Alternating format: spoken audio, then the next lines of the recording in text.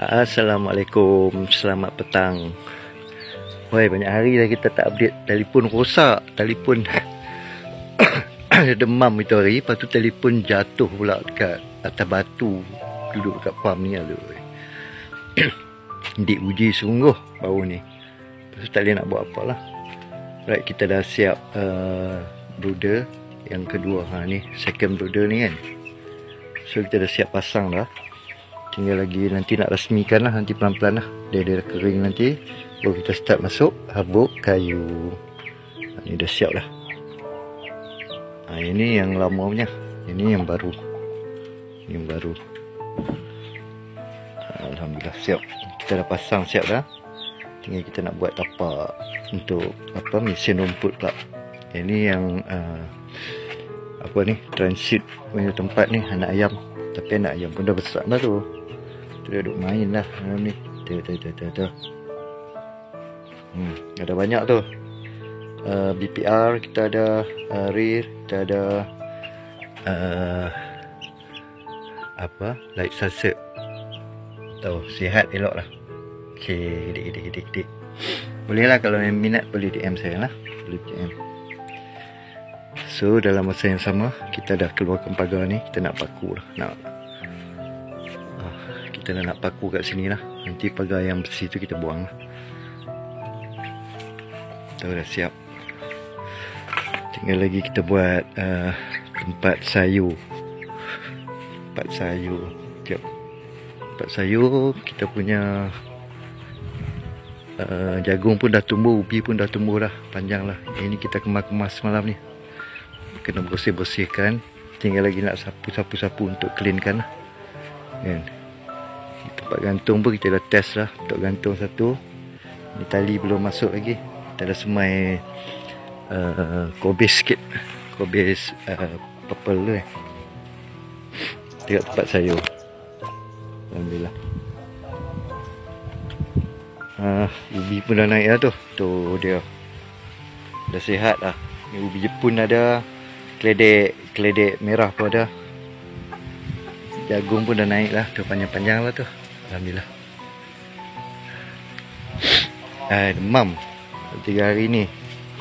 Tak berapa sihat. Batuk kering. So yang ni kita belum siap lagi ni. Nanti kita nak bubur lantai dia. Ini nanti kita akan buat sini lah. Macam ni lah. Sampel dia keliling tu. Kan? Kita akan keliling dia. Nampak cantik lah. Okay. Yang ni dah boleh dah. Itulah. Seorang-seorang ni kena buat pelan-pelan lah. Tak boleh kalang kabut. Mana yang sempat dulu lah kan. Mana yang sempat kita buat. Alhamdulillah. Tu. Dah nampak bersih lah. Tinggal lagi nak cuci-cuci tu. Ada nak sampah-sampah sikit. Tinggal nak buat tambahan lagi tu. Kat atas tu kayu dah ada. Yang nak buat balkoni atas tu. InsyaAllah lah. Tengok. Bagi sihat sikit pelan-pelan lah. Pelan-pelan kita settlekan banyak yang patut diselesaikan dulu. So tadi ni pun kita dah ubah tempat ayam tadi.